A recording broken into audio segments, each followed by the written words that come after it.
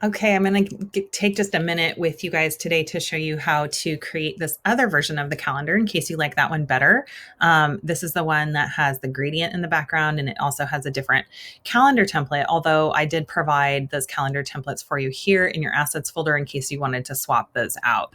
But just remember that this one, which is more of a grid version, does have, it's a PNG file, so it has that transparency, which you can see with the checkerboard, and the other one is a JPEG file, so it is white in the background. So that's just something to keep in mind for design purposes. All right, let's go ahead and download this version of our template. Here we go. And again, once you download that, if you're in Chrome, it will show up just right down here at the bottom.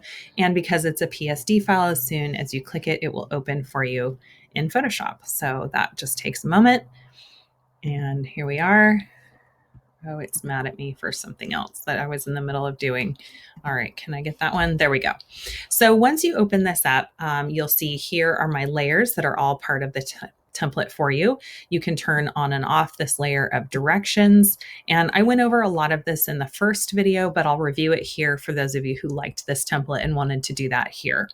So number one, copy and paste your photo into the layer directly above layer one. Okay, so click on layer one, and then we'll turn that off so we can see our artwork space better.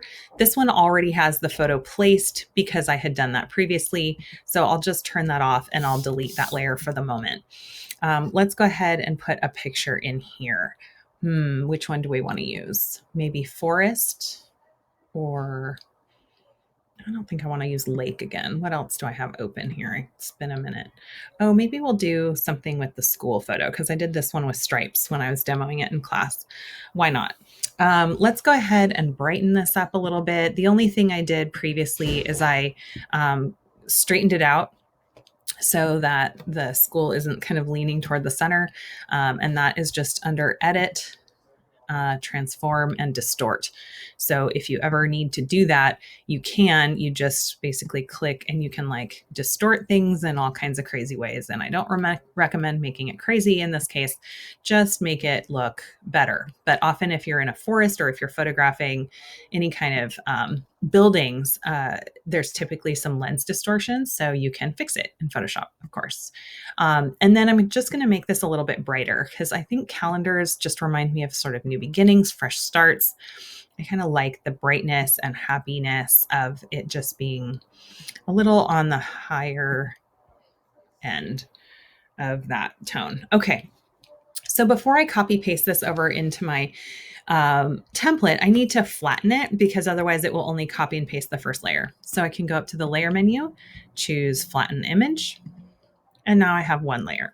So Command A, Command C, we'll go ahead and paste it when we get back. Oh yeah, there it is as stripes. Let's see how it looks under this version. So copy and paste your photo into the layer directly above layer one. When you have layer one highlighted, oh my gosh, did I not just do that? When you have layer one highlighted, when you paste your image, it automatically goes right above it. So Command V, and there's my image. Now I just need to move it with my move tool.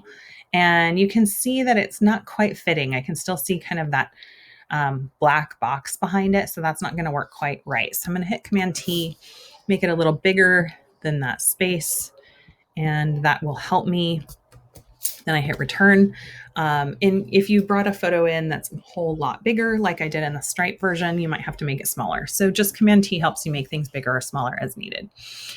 Then what you're going to do according to the directions, number two, right click on your photo layer, choose create clipping mask. Okay. So this is my photo layer over here in the layers palette. So I can right click and choose create clipping mask. Now you saw it snap to the size of this rectangle. So that's kind of nice because it provides a layer mask for you that's already centered because I already did that. The next thing we're going to want to do is take a look at the directions. So this is talking about changing stripe colors to any two colors within your photo. As an alternative to the stripes, this template has a gradient. So here is what you're going to do if you want to change the colors of your gradient, because that green looked nice with my ocean scene, but it does not really complement the front of our school. So I'm going to go ahead and click on the graphic element gradient. Remember this little rectangular marquee tool? This is going to be our friend. So when you click it, as it shows you in that little quick demo, we're just going to use it to outline the rectangle that you already see, unless you want to create your own design, which you can also do. I just kind of like the way it goes right behind the photo and down the center of the calendar. So now that I have that selected, I can play with my gradient and it will only go in that space that has been selected.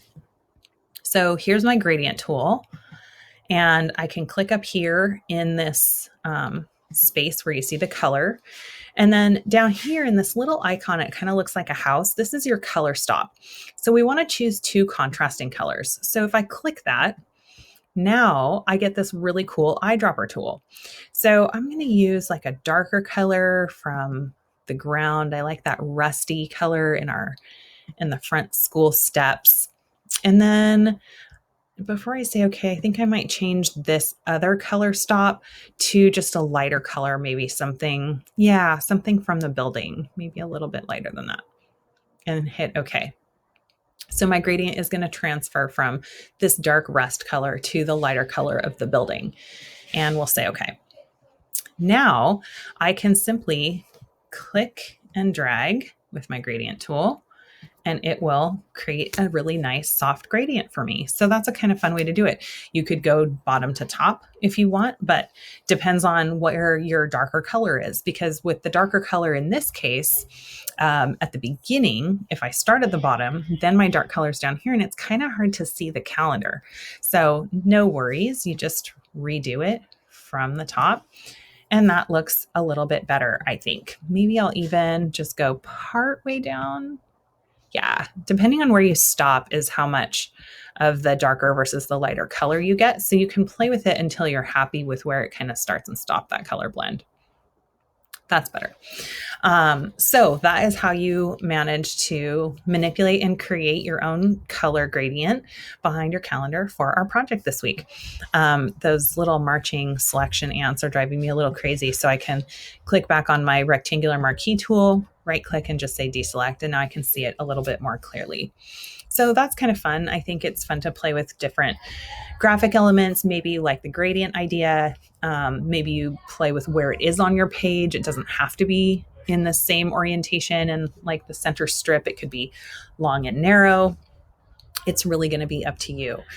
So those are just some fun things to think about. Remember that when you are saving your work, you want to save it as a Photoshop file. So file save as, keep it as a Photoshop file in order to be able to still edit these layers. And then when you're sure that you're done and you're ready to turn it in for me to grade in Canvas, you will just go file save as and make sure you save it as a JPEG. A couple of other things. Oh yeah, here, we'll just save that as a JPEG for fun right now. Where is my folder? I don't want it to go in downloads. I want it to go in my desktop, in my calendar project. And I don't even know what version I'm on now. So I'm just going to say 4 and say, okay. Remember, when this pops up and you're saving a JPEG, always make sure you have the best possible quality. So slide that thing all the way to the right and say, okay. And this template is set up so that you can print it on any printer in your house if you want to create a gift for someone or something fun for a parent, family member, friend, whomever. You can print this right from any regular printer. It's just an 8.5 by 11. It will look a whole lot better if you happen to have any like thicker cardstock kind of paper laying around your house, but it'll work just fine on a piece of paper that you would normally print your English essay on. It'll just be more fun. So hopefully you guys can have a good time playing around with this. I encourage you to be curious, be able to experiment with some of the different graphic elements and maybe some different pictures in here. If you make a couple of them, you can always turn in more than one. But that's the process for creating this week's DigiPhoto project.